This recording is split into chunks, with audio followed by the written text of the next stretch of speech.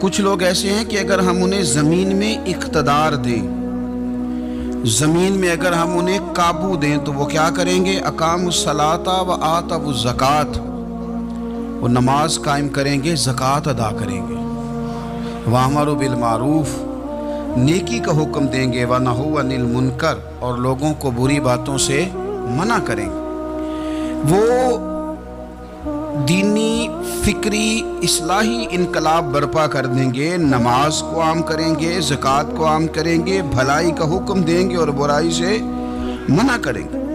اللہ تبارک و تعالیٰ نے ان لوگوں کو جب اقتدار دیا، وہ کون لوگ تھے؟ سیدنا صدیق اکبر، حضرت فاروق اعظم، سیدنا عثمان غنی، حضرت مولا علی رضوان اللہ تعالی علیہم اجمعین۔ اللہ نے جب ان لوگوں کو اقتدار دیا زمین کے اندر، اللہ تبارک و تعالی نے انہیں نبی پاک علیہ الصلاۃ والسلام کی نیابت کے لیے چنا، تو ان لوگوں نے یہ انقلاب برپا کیا، نمازیں عام ہو گئیں، شوق سے لوگ صدقات و خیرات دینے لگے، بھلائی عام ہوئی، برائی کا کلا کما کیا گیا۔ ہمارے ہاں بھی لوگ احتساب کی باتیں کرتے ہیں، ہمارے ہاں بھی لوگ کہتے ہیں کہ میں رشوت خوری کو، کرپشن کو، ناجائز چیزوں کو ہمیشہ کے لیے جڑ سے اکھیڑ پھینکوں گا۔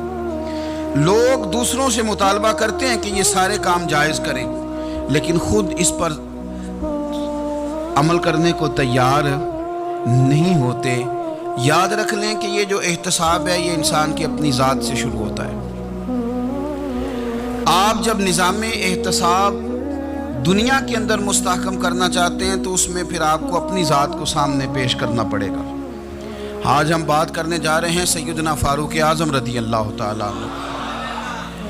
تو جناب عمر فاروق رضی اللہ تعالیٰ عنہ کا جو نظام احتساب ہے، انہوں نے اس کو گھر سے شروع کیا تھا، اپنے آپ سے اس کا آغاز فرمایا تھا۔ ہمارے ہاں یہ ہوتا ہے کہ جس بندے کے اکاؤنٹ میں اچھے خاصے پیسے ہیں، وہ بل جمع کرانے جائے تو اسے لائن میں نہیں لگنا پڑتا، مینیجر صاحب اسے آگے بلا لیتے، تو وہ بعد میں کیا کہہ رہا ہوتا ہے؟ کہتا دیکھو اللہ نے کتنی عزت دی ہے، مجھے لائن میں نہیں لگنا پڑا۔ بھائی لائن میں لگنا تو آپ کا یہ تھا کہ آپ سمجھتے ہیں کہ سارے مسلمان ہیں، مومنین ہیں، برابر ہیں، تو میں کسی کو تکلیف میں مبتلا نہ کروں۔ جب آپ آگے چلے گئے تھے تو آپ نے بہت سارے لوگوں کا حق مارا تھا، وہ لائن میں جو لگے ہوئے تھے ان کا وقت لمبا ہو گیا تھا۔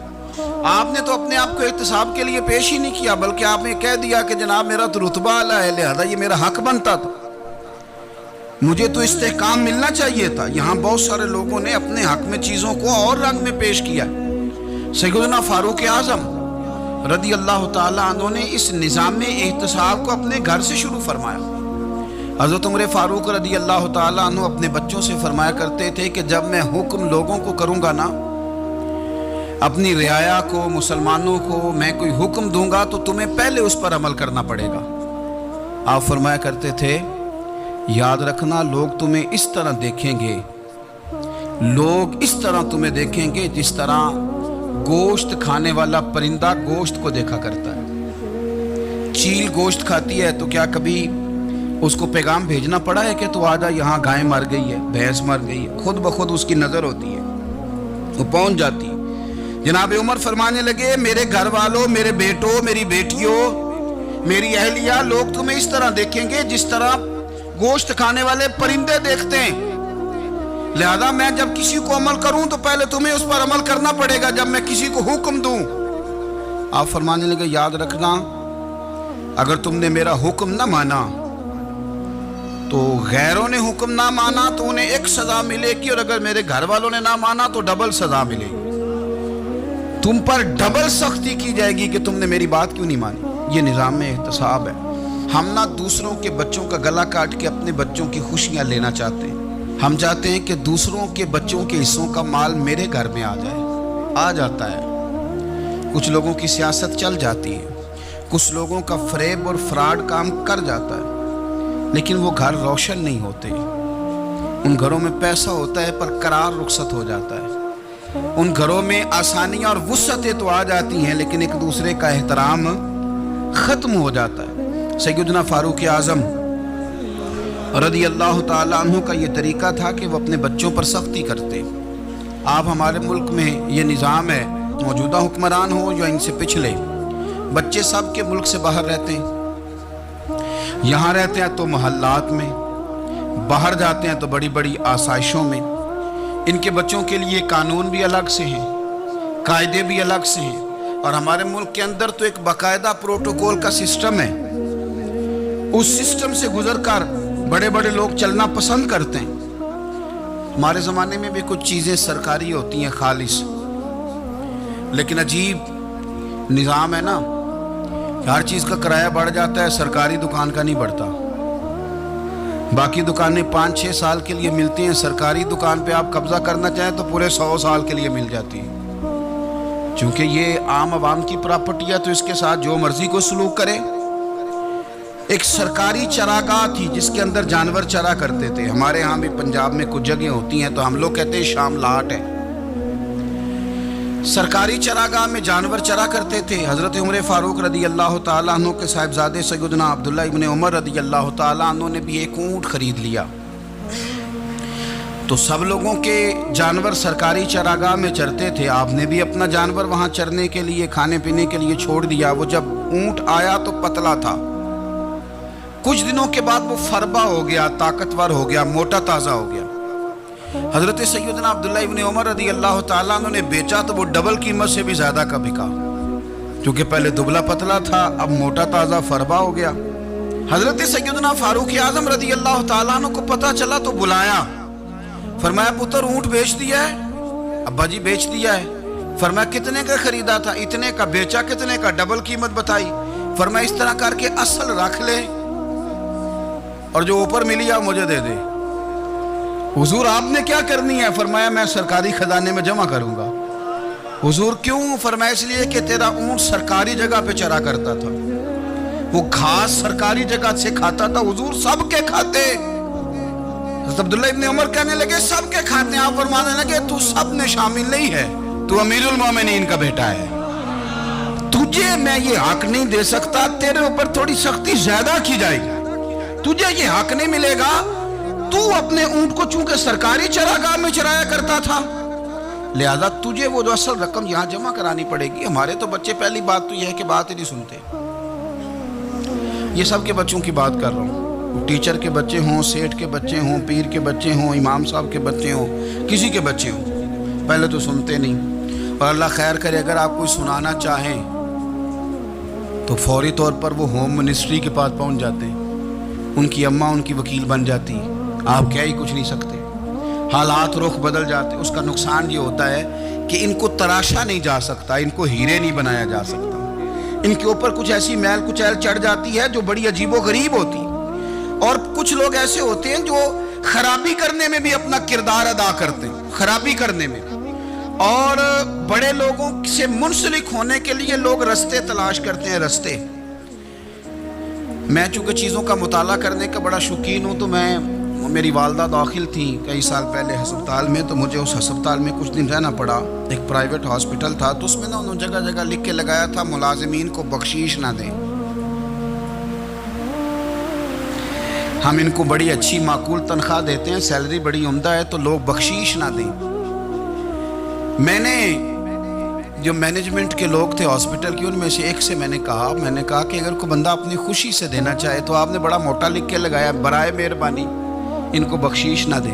उसने बड़ी कीमत, सादा आदमी था पर मेरी बड़ी उसने मुझे बात बताई, मुझे नफ़ा हुआ। कहने लगे मौलवी साहब, जब कुछ अमीर लोग अस्पताल में मरीज लेके आते हैं तो वो सफाई वाले को पहले ही 500 रुपया दिखा लेते हैं आते ही, फिर वो जैसे आवाज देते हैं सफाई वाले फटाफट अंदर आते हैं, उनका कमरा साफ करते हैं। तो सारे तो बेचारे इतने मालदार नहीं होते कि आते ही पहले काम वाले को 500 दे। फिर नुकसान क्या होता है कि ये जिनकी जिम्मेदारी है बहुत सारी ड्यूटियां करने की, ये ड्यूटी नहीं करते, ये पलट पलट के उनके तरफ देखते हैं जिनके घर से सालन सही आता है, उधर इनकी तवज्जो ज्यादा हो जाती है, जो नोट इनको ज्यादा दिखाते हैं, जो फल लेके आते हैं तो आधा इनको देते हैं। तो हम ये कहते हैं ये काम ही ना करो, ये अपनी तनख्वाह पे काम करें ताकि हर आने वाले का दर्द समझें, हर एक को यकसा ये सर्विसेज फराहम करें। तो हम ये काम करते हैं। हम एमपीए के और किसी से हमारा ताल्लुक ना बने तो हम जनाब उसके ड्राइवर से ही ताल्लुक बना लेते हैं। हम वो जो ऑपरेट करने वाला होता है टेलीफोन, उसी से बड़ा ताल्लुक बनाते हैं, उसको मिठाई का डब्बा जल्दी पहुंचा देते हैं। تو اسی طرح سے بڑے لوگوں کی اولادوں کو بگاڑا جاتا ہے۔ حضرت عاصم بن عمر رضی اللہ تعالیٰ عنہ، یہ سیدنا فاروق اعظم کے بیٹے تھے، مصر گئے تو لوگوں کو پتا چلا حضرت عمر کے بیٹے آئے، لوگوں نے تحفے دیے، بڑی بڑی چیزیں آپ کو دی، حضرت عمر کا بیٹا آیا، بڑے گفٹ دیے۔ تو صاحبزادے واپس آئے تو ان کے پاس بڑے تحائف تھے۔ سیدنا عمر فاروق رضی اللہ تعالیٰ عنہ نے دیکھا تو فرمایا ادھر لانا تحفے۔ کہا بھائی لوگوں نے مجھے دیے ہیں۔ فرمایا تو نے کیوں بتایا تھا کہ میں امیر المومنین کا بیٹا ہوں؟ کہا حضور ان کو ویسے ہی پتا چل گیا۔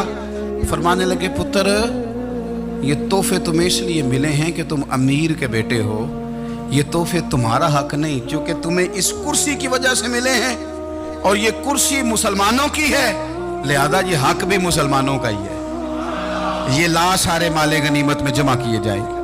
آپ اپنے گھر سے جب احتساب شروع کرتے ہیں، اپنے گھر سے، اور یہ یاد رکھیں یہ جو لوگ آتے ہیں آپ کے بچوں کو نوازنے کے لیے، یہ انہیں خراب کرتے ہیں، بگاڑ پیدا کرتے ہیں، یہ عجیب و غریب سی چیزوں میں مبتلا کر دیتے ہیں، بچوں کا نقصان ہوتا ہے کل کلا۔ پھر جو شاپر اچھا لے کے آئے پیر صاحب کے بچے ذرا اس سے پیار سے ملتے ہیں، نقصان ہو جاتا ہے، یہ دستے نگر ہو جاتے ہیں، یہ لوگوں کی طرف جیتے ہیں، دوسروں پہ ڈیپینڈ کرنے لگتے ہیں۔ حضرت ابو موسیٰ اشعری رضی اللہ تعالیٰ عنہ نے پہلے تو ایک قلین بڑا سونا تھا، تو آپ نے حضرت عمر کے گھر بھیج دیا کہ چلو ان کے گھر میں ان کی اہلیہ بچھا لیں گی، کہیں سے تحفہ آیا۔ پھر وہ جس کمرے میں مال غنیمت اور خزانہ رکھا جاتا تھا اس کی صفائی کر رہے تھے تو ایک دینار مل گیا، تو وہ دینار بچے سارے جا رہے تھے، تو ان میں سے حضرت عمر کے ایک بیٹے کو چھوٹے کو بلایا اور بلا کے کہا پتر یہ دینار لے لو۔ حضرت عمر نے دیکھا کہ بیٹے کے ہاتھ میں دینار بھی ہے اور گھر میں قالین بھی ہے، ایک موقع پہ وہ قالین گیا، ایک موقع پر بچے کو ایک دینار دیا، تو حضرت عمر اپنی اہلیہ سے پوچھنے لگے یہ کہاں سے آیا قالین؟ کہا جناب ابو موسیٰ اشعری رضی اللہ تعالیٰ عنہ نے بھیجا ہے۔ بیٹے سے پوچھا دینار کہاں سے آیا؟ کہا مجھے انہوں نے ہی دیا ہے۔ آپ نے وہ دینار بھی لیا اور قالین بھی لیا اور اس کو لپیٹا اور جناب ابو موسیٰ اشعری کو بلایا اور اتنے سخت ناراض تھے، فرمانے لگے ابو موسیٰ اشعری سے کہنا میرے پاس پیدل آئے، گھوڑے پہ نہ آئے۔ اور جب آئے حضرت ابو موسیٰ اشعری تو جناب عمر اتنے ناراض ہوئے کہ وہ قالین لپیٹ کر تو ان کے سر پہ مار دیا۔ فرمانے لگے پکڑو اپنا دینار، تمہیں پورے مدینے میں میرے بیٹے کے علاوہ کوئی اور نہیں ملے تھا جسے تم خراب کر سکو، میرا پتر ہی ملا تھا بگاڑنے کی، کس نے اجازت دی تم میرے بیٹے کو دینار دو؟ کیوں لائے تم میرے گھر میں قالین؟ حضرت عمر فاروق رضی اللہ تعالیٰ عنہ فرمانے لگے میں زمین پہ سونے کا عادی ہوں، زمین چٹیل بھی ہو تو رب کا بندہ بن کے سوتا ہوں تو اللہ مجھے آرام اور سکون کی نیند عطا فرما دیتا ہے، مجھے تمہارے مخملوں کی اور قالینوں کی ضرورت نہیں ہے۔ احتساب یہاں سے شروع ہوتا ہے بھائی، یہاں ہم نہ اپنے گھر میں بیٹھ کے مایوس باتیں کرتے ہیں، اور فلانے کے بچے کہاں پہنچ گئے، فلانے کے بعد بڑا پیسہ آ گیا، میں کچے مکان میں رہوں، میں یہ کروں، دیکھو مجھے نہیں سہولی۔ یہ تو آپ مایوسی والی باتیں کر رہے ہیں، یہ تو آپ کمزور باتیں کر رہے ہیں، یہ تو اس طرح کی باتیں تو ہارے ہوئے لوگ کرتے ہیں۔ اس طرح کا لب و لہجہ تو ان لوگوں کا ہوتا ہے جو احساس کمتری کا شکار ہوتے ہیں۔ یہ آپ نے کس طرح کا لب و لہجہ، اور اپنے بچوں کو آپ بھکاری بنا رہے ہیں تاکہ دوسروں کو دیکھیں تو مایوس ہو جائیں؟ اٹھ باندھ کمر کیوں ڈرتا ہے، پھر دیکھو خدا کیا کرتا ہے۔ آپ کا جو احساس ہے وہ اتنا خوبصورت ہو، آپ کے لہجے کے اندر اس قدر ٹھہراؤ ہو، آپ کو اطمینان آ چکا ہو، اور آپ کے بچے کبھی بھی کمپیریزن نہ کریں اپنا کسی کے ساتھ، کبھی بھی انہیں کرنے نہ دیں۔ آپ وہ کبھی یہ بات نہ کریں کہ فلانے زیادہ اچھا کھاتے پیتے ہیں تو ہم کدھر ہیں، کرنے نہ دیں انہیں بتائیں کہ بیٹا اپنی مٹی پہ چلنے کا سلیقہ سیکھو۔